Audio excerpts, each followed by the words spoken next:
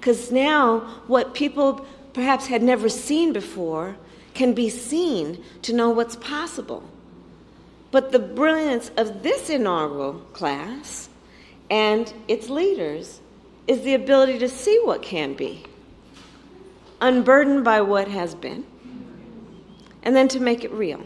All right, guys, so yesterday I did a video where I broke down my thoughts on the Tucker Carlson Vladimir Putin interview that has the mainstream liberal media in a full-blown meltdown. Now, doing my review of the Tucker Carlson interview with Putin, I told you guys that one of my main takeaways was the fact that it seems like Putin is operating at an intelligence level that we really don't see very often from politicians in the United States.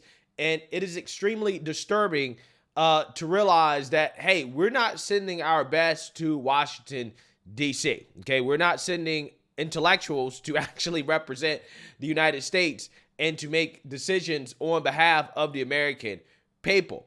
And videos like this, I'm going to show you guys exactly what I'm talking about, because everybody knows that Joe Biden is mentally struggling. Okay, the DOJ just came out with a report confirming that Biden's memory is basically non-existent. Okay, he doesn't remember when his son died. He probably doesn't remember where his son died either, because he keeps thinking that his son died in Iraq. He keeps telling people that.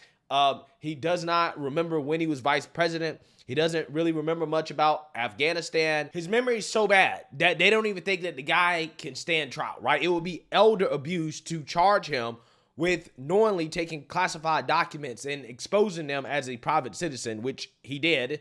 Yeah, they think it would be elder abuse to actually send him to prison for committing the crime. Okay, that's how bad it is for Joe Biden. So everybody knows the situation with Joe Biden, and I can imagine that that's probably an extremely stressful situation to deal with if you are in the White House. And maybe, just maybe, that is an explanation of this next clip that I'm about to show you guys, in which the internet is accusing Kamala Harris of hitting the Henny bottle before giving this speech on community violence to a mostly black crowd, because of this clip basically showing her going on what seems to be a drunken rant about gun violence in America and the Second Amendment and how Democrats want to take away our sporting rifles. Take a look. I'm pointing to the direction of what I believe is the Capitol. And what needs to happen in terms of people who otherwise have evidenced themselves having a feckless quality, to show some courage, to reject the false notion that suggests you're either in favor of the Second Amendment or you want to take everyone's guns away, when in fact it's just reasonable. I support the Second Amendment, but it's reasonable to say we need an assault weapons ban. It's reasonable to say we need universal background checks, that we need red flag laws. It's reasonable to say that if you want to deal with violence in the community, you also got to understand it's not only about mass shooting situations, which are horrific, and it's about everyday gun violence.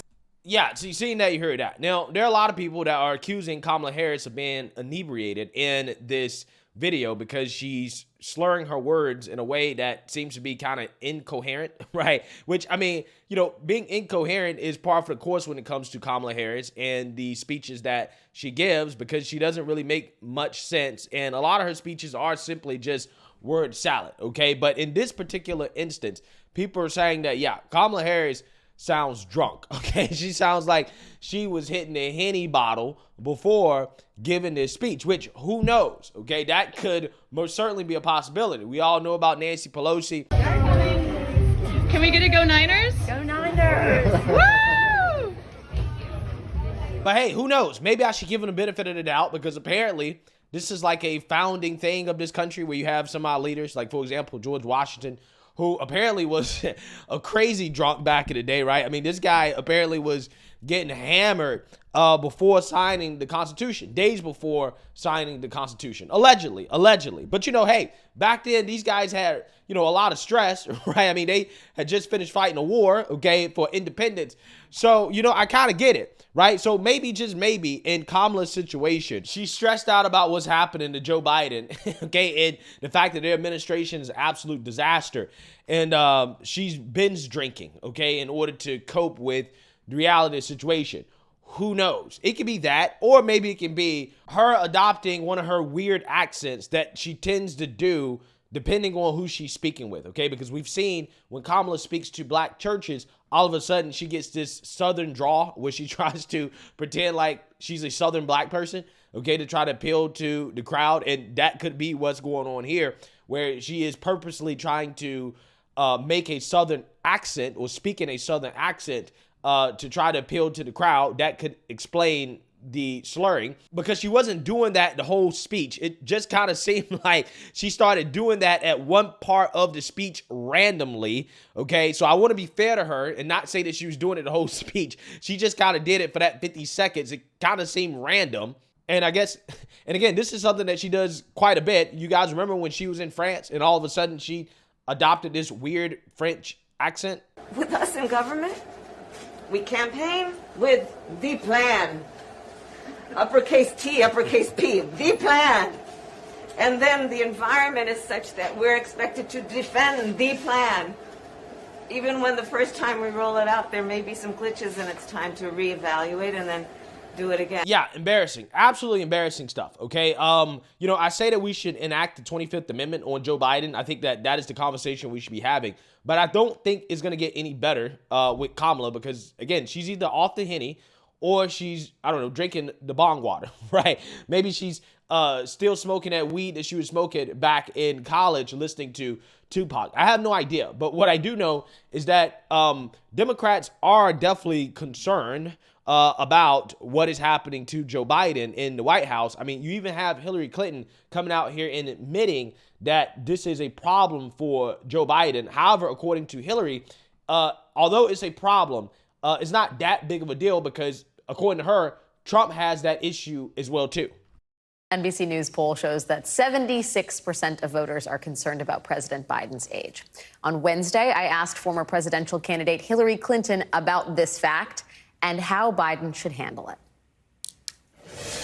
The X factor in all of this, the thing that we keep seeing in poll after poll after poll is concern about Biden's age, full stop. What should he do on this? Is it a matter of sort of like underscoring his boundless energy, or should he embrace his 8 decades on Earth and the great wisdom he's gained through all of this? I mean, do you have the above? All of the above. I mean, I talk to people in the White House all the time, and they know it's an issue. But as I like to say, look, it's a legitimate issue.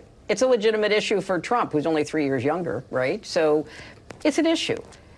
Once you say that, then you have to also talk about what's at stake in the election, and I'm for Joe Biden for re-election on the merits, because I think he's done a really good job as president. So I think he should continue to get out and campaign. He's been campaigning pretty vigorously across the country, and he actually does events where he's interacting with people, unlike Trump, who stands on a stage and, goes on and on for 90 minutes. Biden's taking questions. He's talking to people in small Not from groups. the media. Well, but that's okay. And, it's okay. I'm sorry, Alex. It's okay. We respectfully disagree. Neither is Trump. I mean, neither one of them are going. They at this point in the campaign are trying to, communicate with as many people as possible. I think Biden also should lean in to the fact that he's experienced. And that experience is not just in the political arena. It's like the stuff of, human experience. Character, wisdom. I think he should be willing to really hold that out. Say, how do you pull together a coalition to stand against Russian aggression? Well, you don't do it by photo ops. You do it because you have long experience in dealing with leaders and you know what's at stake. And I think he should kid more about it. He sometimes makes a joke when, we haven't done something like this since, James Madison, and I talked to him about it. I mean, I think things like that, which are sort of I just funny. turned 113 years old. Yeah, exactly. Yeah, so you see that, you heard that, okay? Hillary, when confronted on the fact that, one, Biden is mentally deteriorating, and two, he doesn't do interviews with the media. He doesn't actually really talk to anybody, again, because he's mentally deteriorating. Hillary cries, well, but Trump, right? It's not that big of a deal because but Trump, to try to create some equivalence between Trump and Biden when it comes to cognitive ability. And there is no equivalence because Trump is definitely in a better state of mind than Biden, okay? But what the mainstream liberal media and Democrats are trying to do is to create this equivalence by taking things that Trump says out of context to try to make him look like he's saying something that he's not actually saying, or that he's making some type of mental and cognitive mistake. And this clip right here is exactly what I'm talking about, okay? As you have the Biden's Win account basically claiming that Trump once again appears dazed, confused, as he mistakes President Obama for President Biden, okay? He wants you to retweet to ensure the whole country sees Donald Trump's cognitive decline, okay? And then you have this guy, Luke Beasley. He says, Donald Trump continues to say Barack Obama is the current president. Why won't the media call out his cognitive decline? Well, first and foremost, that is what the media has been attempting to do, but I'm going to tell you why their attempt is not working, right? Because, again, this is out of context. Let's actually play this clip they're talking about here. I did. And then I hear that they like Obama better. They should like Obama better. You know why? Because he didn't ask for anything. We were like the stupid country of the world, and we're not going to be the stupid country of the world any longer. We're not going to be. Got bad under this guy. So he now wants to send them $50, $60 billion. I have to say one thing I did. Yeah, so again, it's hilarious that they play this clip of Trump, 26 seconds, okay, and tried to say, well, he's confusing Barack Obama and Joe Biden. Except during this same speech, Trump literally explained why he replaces Joe Biden with Barack Obama, because he thinks that Barack Obama is still running the country because Joe Biden clearly is not capable of making decisions on his own. Take a look. Or by, sometimes I'll interchange. I'll say by Barack Hussein Obama. Barack Hussein. But every time I say that, the fake news, oh, that's a lot of fake news back there. The fake news.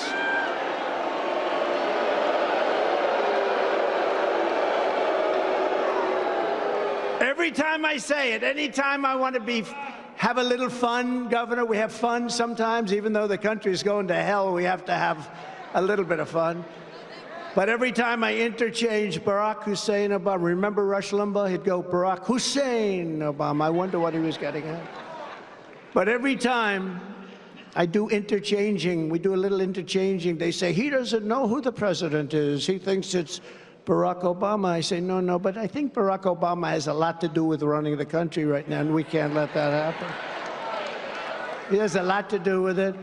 Yeah, of course Barack Obama has a lot to do with how the country's being ran right now, because clearly Joe Biden ain't running it. Kamala seems like she ain't really running it either. So who's running it then? It has to be Obama, right? This is the third Obama administration, okay? I believe the same thing as well, too. I mean, Obama essentially admitted this. I've said this before. People would ask me, knowing what you know now, do you wish like you had a third term? And I used to say, you know what, if I could make an arrangement where I had a stand-in, a front man or front woman, and they had an earpiece in, and I was just in my basement in my sweats, looking through the stuff, and then I could sort of deliver the lines, but somebody else was doing all the talking and ceremony. Wow. I'd be fine with that, because I found the work fascinating. I mean, I write about the even on my worst days, I found puzzling out, these big, complicated, difficult issues, especially if you were working with some great people, to be professionally really satisfying. Yeah, so to me, that kind of sounds like the Biden presidency, because Joe Biden may be in office, he may be president in name only, but to me, it seems like he ain't really running anything because he's not capable of it, okay? And he was vice president under Barack Obama, and Barack Obama still has a lot of pull in the Democrat Party. In fact, he's probably the most popular Democrat politician, even though, again, he's not in office. This is why a lot of people think that Michelle might actually replace Joe Biden at the DNC once Joe Biden finally drops out, because he can't continue to be president of the United States anymore. Well, the reason why is because we all know that Obama is calling the shots, right? This is Obama's agenda. This is his third term. So yeah, Joe Biden's in the White House, but I personally don't think that it's his agenda, right? I think that Obama is the one that's pulling the strings, okay? Personally, that's how I personally feel about it. And this is what Trump is saying. A lot of people feel this way. In the mainstream liberal media, instead of being honest about what Trump is actually saying, no, what they're saying is that, well, Trump is having mental issues, just like Joe Biden. He's mixing up Joe Biden and Barack Obama, right? Even though during this same speech, he literally explained why he replaces Joe Biden with Barack Obama. He explains it during the speech.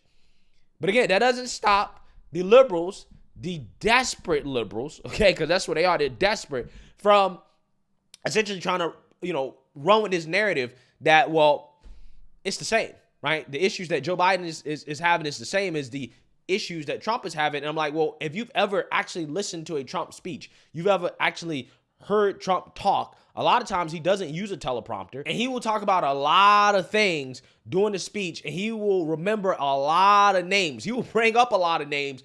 He will bring up a lot of stuff, and at times I find myself thinking like, wow, how does Trump retain so much information at his age? Okay, I actually believe that for Trump's age, he's doing a lot better mentally than you should expect. Okay, you actually should expect for Trump to make more gaffes and mistakes than he does, but he doesn't. Okay, now sometimes he does, but again, he's talking all day. He's doing rallies for days and days and days on end. He is a workaholic. So when you're working like that, when you're putting in the effort that Trump is putting in, yeah, you're gonna make some mistakes. Okay, everything is not gonna be perfect, but you would expect for Trump, for his age and for the amount of work that he puts in the amount of speeches that he gives, to make a lot more mistakes than he's actually making, but he's not, right? Because I think that Trump is actually performing better cognitively than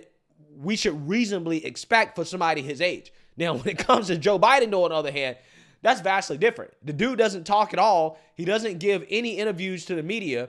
He doesn't do press conferences. And every time he does do a press conference or interview, it's a disaster, right? He's all over the place, which is vastly different than what we see from Trump. So again, this comparison that they keep trying to make is not going to work. And the polls are showing that it doesn't work because everybody knows how hard Trump works and that he is operating at a much better level than Joe Biden when it comes to cognitive ability. So let me know what you guys think. Make sure you like, comment, and subscribe. Most importantly, share a Black conservative perspective. Peace.